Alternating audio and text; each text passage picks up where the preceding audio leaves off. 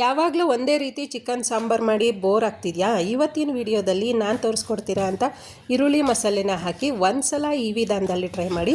Chicken sambar ತುಂಬ ರುಚಿಯಾಗಿ ಬರುತ್ತೆ. ಮೊದಲಿಗೆ ನಾನಿಲ್ಲಿ ಈರುಳ್ಳಿ ಮಸಾಲೆನ ರೆಡಿ ಮಾಡ್ಕೊತಾ ಇದ್ದೀನಿ. ಅದಕ್ಕೋಸ್ಕರ 3 ಈರುಳ್ಳಿನ ದಪ್ಪದಾಗಿ ಕಟ್ ಮಾಡಿಕೊಂಡು ಜಾರ್ನಲ್ಲಿ ಹಾಕ್ಕೊತಾ ಇದ್ದೀನಿ. ಹಾಗೆಯೇ ನಾನಿಲ್ಲಿ 1 kg ಚಿಕನ್ಗೆ ಎಷ್ಟು ಬೇಕು ಮಸಾಲ ಪದಾರ್ಥ ಅಷ್ಟನ್ನು ಹಾಕ್ಕೊತಾ ಇದ್ದೀನಿ. 3 ಬೆಳ್ಳುಳ್ಳಿ, ಚಿಕ್ಕ ಬೆಳ್ಳುಳ್ಳಿನ 3 ತೊಗೊಂಡಿದ್ದೀನಿ. ಸ್ವಲ್ಪ ಚಕ್ಕೆ, ಲವಂಗ 4,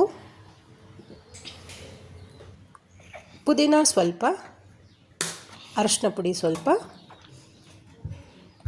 ಶುಂಠಿ, ಕೊತ್ತಂಬರಿ ಮತ್ತು ಪುದೀನನ ಸ್ವಲ್ಪ ಹಾಕ್ಕೊತಾ ಇದ್ದೀನಿ, ಯಾಕಂದರೆ ಕಲರ್ ಚೇಂಜ್ ಆಗುತ್ತೆ ಅಂಥೇಳಿ. ನುಣ್ಣಗೆ ರುಬ್ಬಿದ್ದಾಗಿದೆ. ಈಗ ಒಂದು ಪಾತ್ರೆನೆಲ್ಲ ಸ್ಟವ್ ಮೇಲಿಟ್ಟು ಸ್ವಲ್ಪ ಎಣ್ಣೆ ಹಾಕ್ಕೊಂಡಿದ್ದೀನಿ.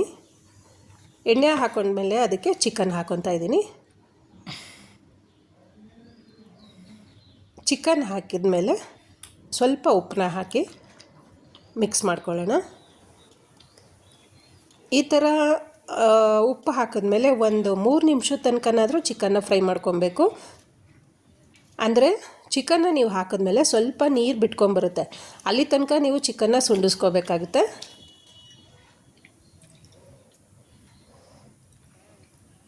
ಸ್ವಲ್ಪ ಅರಿಶಿನ ಪುಡಿ ಹಾಕ್ಕೊತಾ ಇದ್ದೀನಿ. ಮಿಕ್ಸ್ ಮಾಡ್ಕೊಳ್ಳಿ. ನೀವು ಈ ಥರ 3 ನಿಮಿಷ ಮಿಕ್ಸ್ ಮಾಡ್ಕೊತಾ ಬಂದರೆ ಚಿಕನ್ನು ನೀರು ಬಿಟ್ಕೊಳ್ಳುತ್ತೆ. ಯಾಕಂದರೆ ಬೇಗನೆ ನಾವು ಮಸಾಲೆ ಹಾಕ್ಬಿಟ್ರೆ ವಾಸನೆ ಬಂದ್ಬಿಡುತ್ತೆ, ಚಿಕನ್ನು ಹಸಿ ವಾಸನೆ ಥರ. ಅದಕ್ಕೋಸ್ಕರ ಚಿಕನ್ನ ಚೆನ್ನಾಗಿ ಸುಂಡಿಸ್ಕೊಬೇಕು. ನೋಡಿ, ನೀರೆಲ್ಲ ಬಿಟ್ಕೊಂಡಿದೆ. ಇವಾಗ ಈರುಳ್ಳಿ ಮಸಾಲೆನ ಹಾಕ್ಕೊತಾ ಇದ್ದೀನಿ.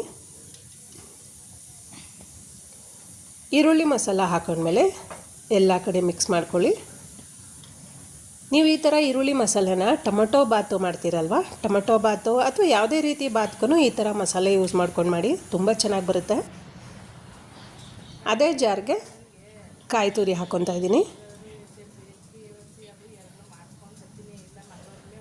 ಚಿಕ್ಕದು ಹೋಳು ಬರುತ್ತಲ್ವ, ಅದರಲ್ಲಿ 1 ಹೋಳು ಪೂರ್ತಿ ಕಾಯಿ ತೊಗೊಂಡಿದ್ದೀನಿ. 2 ಸ್ಪೂನ್ ಕಡಲೆ ಹಾಕ್ಕೊತಾ ಇದ್ದೀನಿ. ಸಾಂಬಾರು ಪುಡಿ 6 ಸ್ಪೂನು. 1 kgಗೆ ಆಗೋಷ್ಟು ಐಟಮ್ನ ಹೇಳ್ತಾ ಇದ್ದೀನಿ ನಾನು.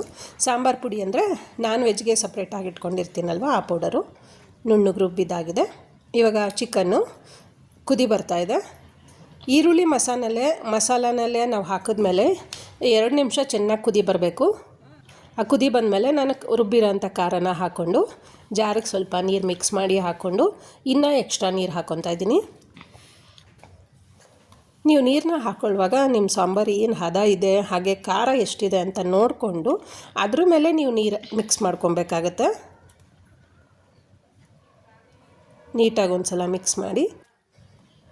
ಈ ಥರ ಸಾಂಬಾರು ಮಾಡಿಕೊಂಡ್ರೆ ಮುದ್ದೆಗೆ, ಗೀ ರೈಸ್ಗೆ, ಹಾಗೆ ವೈಟ್ ರೈಸ್ಗೆ, ಚಪಾತಿಗೆ, ದೋಸೆಗೆ, ಇಡ್ಲಿಗೆ, ಪೂರಿಗೆ ತುಂಬಾ ಚೆನ್ನಾಗಿರುತ್ತೆ. ಮಿಕ್ಸ್ ಆದಮೇಲೆ ರುಚಿಗೆ ತಕ್ಕಷ್ಟು ಉಪ್ಪು ಹಾಕ್ಕೊತಾ ಇದ್ದೀನಿ.